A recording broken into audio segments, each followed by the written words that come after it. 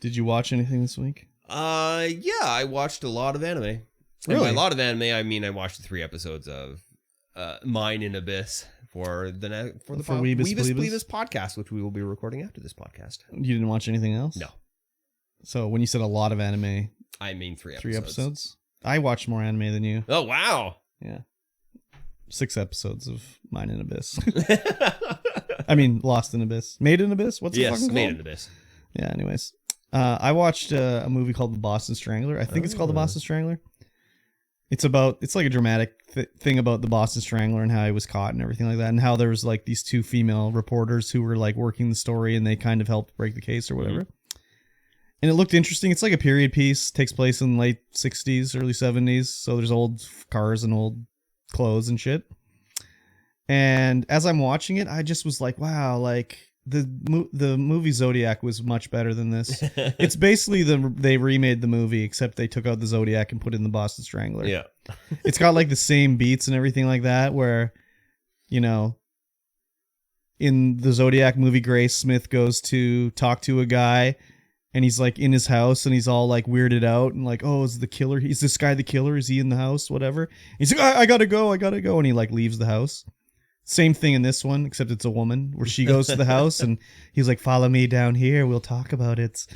And she's just like, oh, I forgot I have a meeting. I got to go somewhere else. And then she leaves. And it was basically like they just remade the movie. Yeah. So I was disappointed with it. It was fine, but it was not that good. Should have watched the Boston Chicken Choker. That would have been much better.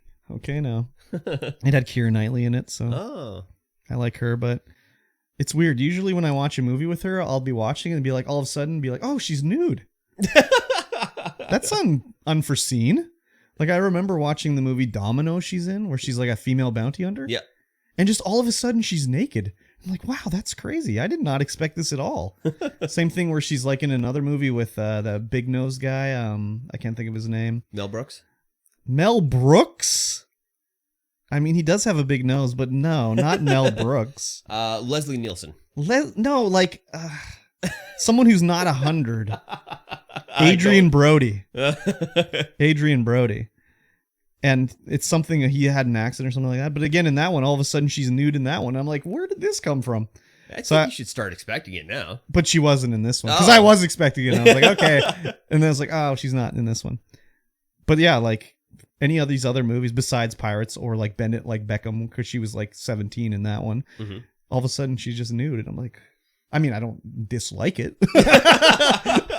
I don't dislike it. It's just like, wow, it was out of nowhere. Especially in Domino, because she's like supposed to be this like sort of female empowerment sort of movie up to that point. And then all of a sudden I was like, wow, this is a bit of gratuitous nude scene in this movie. So well, there you go.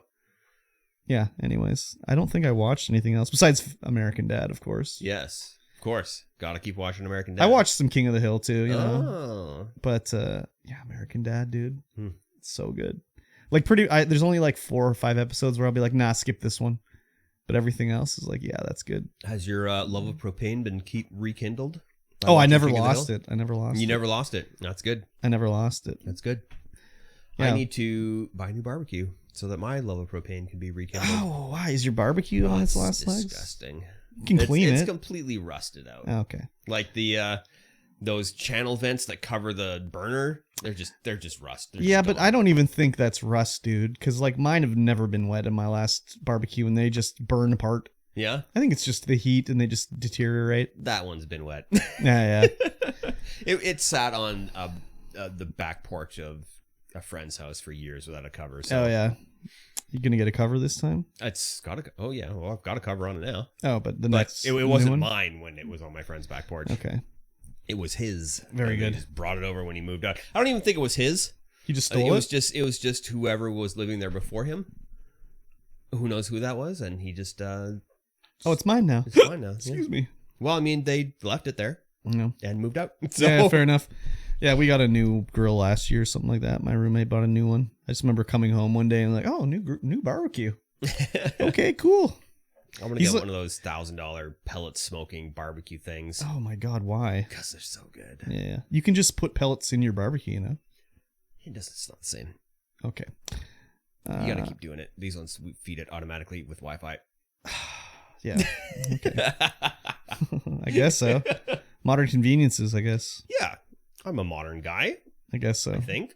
Sure. I like modern conveniences. I like using Wi-Fi to control things. Sure do. That's cool. Yeah. Yeah. I didn't watch anything else. You didn't watch anything else.